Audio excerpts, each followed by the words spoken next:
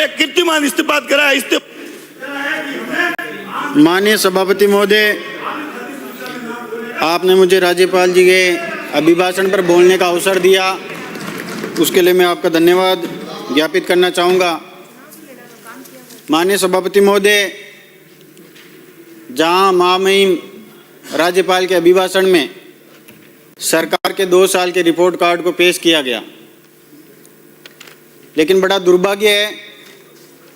कि उस अभिभाषण में प्रदेश की जनता की पीड़ा, बेरोजगारी का दर्द, बढ़ती परीक्षाओं में युवाओं का टूटता भरोसा, इन तमाम मुद्दों पर कोई चर्चा नहीं हुई। और आज हम सब लोगों को इस बात की ओर ध्यान देना चाहिए कि जहां 92,000 नौकरियों की बात करके अपनी पीठ थपथपा रही भारतीय जनता पार्टी की सरकार, हम सब लोगों का बड़ा गंभीर विषय है कि जहां चतुर्थ श्रेणी की जो चपरासी की भर्ती हुई, उसमें डिग्रीधारी 20-25 लाख लोगों के आवेदन आना, और उसके बाद हम ऊँट के मुंह में जीरे वाली बात करके अपनी पीठ थपथपा रहे हैं। ये हम सब लोगों को सोचना पड़ेगा कि कहाँ बड़े बड़े विज्ञापन देकर आप अपना जो उत्सव मनाने का प्रयास कर रहे हैं, लाखों नौजवानों की जो बेबसी खड़ी है, उनको आपके विज्ञापन छुपा नहीं सकते उन बातों को। आज हम सब लोगों को इस बात को समझना पड़ेगा कि हम विकसित भारत की, विकसित प्रदेश की जो बात कर रहे हैं, वो कहीं ना कहीं हमारे भाषणों में ये कहा जाता है कि हमारा भविष्य नौजवान है, लेकिन नौजवान को आज रोजगार नहीं मिल रहा, वो बेरोजगारी की दर दर भटकता रहा है। और हम सब लोग केवल इस सदन में एक दूसरे पर आरोप लगाकर, प्रत्यारोप लगाकर अपने अपने विधानसभा क्षेत्र के लोगों को खुश करने की कोशिश कर रहे हैं। बस हम सब लोगों को इस ओर ध्यान देना होगा कि आज छोटे शहरों से लेकर बड़े कस्बों में और जयपुर जैसे शहरों में अगर सबसे ज़्यादा भीड़ अगर आप लोगों को कहीं दिखाई देगी तो वो चाय की थड़ी पर दिखाई देगी। और उस चाय की थड़ी पर वो नौजवान बैठा है जो नौकरी की उम्मीद में या तो अपनी उम्र पार कर रहा है या निराशा के भाव लेकर अपने दोस्तों के साथ में एक दूसरे के साथ दिलासा देते हुए 4-4, 5-5 घंटे वो वहाँ व्यतीत करते हैं, क्योंकि उनका दर्द कोई बांटने वाला नहीं है। सरकारें चाहे किसी की भी रही हो, लेकिन ये हम सब लोगों को ध्यान रखना होगा कि जहाँ हम सब लोग अपनी पीठ थपथपाने की बात करते हैं, वहाँ पेपर लीक की, ओमार सीट की, उन तमाम मुद्दों को भी हम लोगों को अपने जहन में ध्यान रखना होगा। केवल एक दूसरे पर हम लोग आरोप लगाकर अपने आप को पवित्र साबित नहीं कर सकते। आज कहाँ इस प्रदेश का नौजवान किस दिशा में जा रहा है? एंजाइटी और अवसाद में, जहाँ डिप्रेशन का आज के 10-15 साल पहले जिन चीज़ों को कोई जानता नहीं था, आज अमूमन 60% वो नौजवान जो लगातार 4-4, 5-5 वर्षों तक यहाँ प्रतियोगी परीक्षाओं की तैयारी कर रहा है, वो तमाम बच्चे एंजाइटी और डिप्रेशन के शिकार हो रहे हैं। उनका हम सब लोगों की जिम्मेदारी बनती है कि हमारे प्रदेश को हम किस तरह से बचा सकते हैं। आज हमारा प्रदेश का नौजवान नशे की तरफ दौड़ रहा है और सरकार कह रही है कि हम अंकुश लगाने का प्रयास कर रहे हैं। ये हम सब लोगों का धर्म बनता है कि हम सब लोग मिलकर अगर राजस्थान से नशे को मिटा देंगे, जो सूखा नशा आज प्रदेश की रगों में दौड़ रहा है, उसको खत्म कर देंगे तो आने वाले समय में हमारा राजस्थान संवर जाएगा। ये नाली, सड़क, ब्लॉक, ये सब चीज़ें लगती रहेगी। कुछ हम लगाएंगे, कुछ आने वाले समय में हमारे बाद लोग लगा लेंगे, लेकिन जब हमारी नस्लें खराब हो जाएगी तो इस प्रदेश को और हमारी विरासत को कौन संभालेगा? ये हम सब लोगों को सोचना पड़ेगा।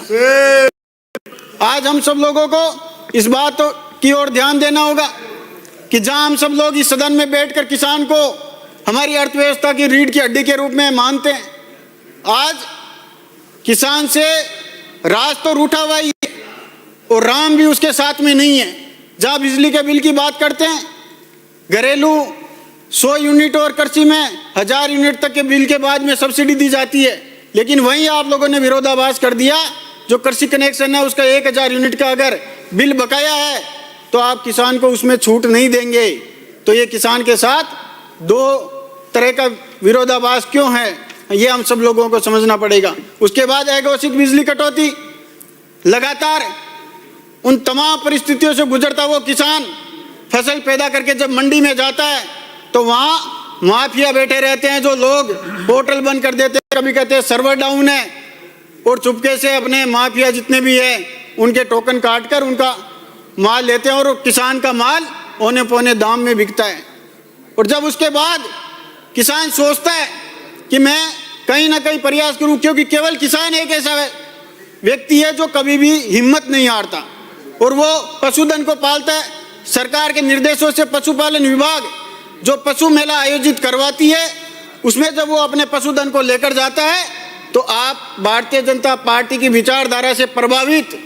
फर्जी गोरक्षक वहाँ मेले में आते हैं, उनके साथ बदसलूकी करते हैं, उनके साथ में मारपीट करते हैं, और उनको जो वो रवाना मिलता है, वो जब स्टेट की सीमा पार करने की कोशिश करते हैं उनको वहाँ रोक लिया जाता है, और ये कहकर कि ये पशु काटने के लिए ले जाए जा रहे हैं, जबकि वो किसान 1 साल तक उनको अपने बच्चे की तरह पालता है, पोसता है, और उसके बाद उस मेले में कुछ राशि हासिल करने के लिए वो किसान वहाँ जाता है। लेकिन हम सब लोगों को इन चीज़ों से कोई फर्क नहीं पड़ता। हम उन गोरक्षकों का पक्ष लेते हैं, वहाँ के अधिकारियों को सस्पेंड करते हैं, वहाँ के अधिकारियों का अन्यत्र ट्रांसफर करते हैं, और उसके बाद जब किसान जो ढाणी गांव में रहता है वो ये चाहता है कि हमारे जनप्रतिनिधि हमारे यहाँ विकास करे, तो पता चलता है कि जो ढाणियाँ आबादी में नहीं है वहाँ एमएलए लेड का पैसा नहीं लगा सकते। तो मान्यवर, आप लोगों के माध्यम से मेरा निवेदन है कि आप सब लोगों को समझना पड़ेगा कि इस देश की जो सबसे बड़ी आबादी है वो ढाणियों में रहती है। तो आप मुख्यमंत्री जी से निवेदन करके एक सहमति पत्र के माध्यम से वहाँ विकास कार्यों को करवाने के लिए इजाज़त दिलवाएं, इस तरह का आदेश निकलवाएं, ताकि हमारे गांव में किसान जो रहता है उसकी गांव ढाणी में हम विकास के काम करवा सकें। ये बातें हम सब लोगों को मैं इसलिए कह रहा हूँ कि हम सब लोग ग्रामीण पृष्ठभूमि से आते हैं और उस किसान की पीड़ा को लेकर हम सब लोग इस सदन में आते हैं, उस नौजवान की पीड़ा को लेकर हम इस सदन में आते हैं, और आने वाले समय में हम लोगों को, नौजवान को, किसानों को साथ लेकर चलना पड़ेगा, उनकी उम्मीदों पे खरा उतरना पड़ेगा, तब जाकर हम सब लोगों का सही मायने में इस सदन में आने का न्यायोचित होगा। मैं आप इस राज्यपाल के अभिभाषण पर आपने मुझे बोलने का मौका दिया, उसके लिए मैं सभापति महोदय आपका धन्यवाद ज्ञापित करना चाहूँगा। माननीय अध्यक्ष महोदय, माननीय सभापति महोदय, आपका बहुत बहुत आभार। आपने मुझे महामहिम राज्यपाल महोदय द्वारा अभिभाषण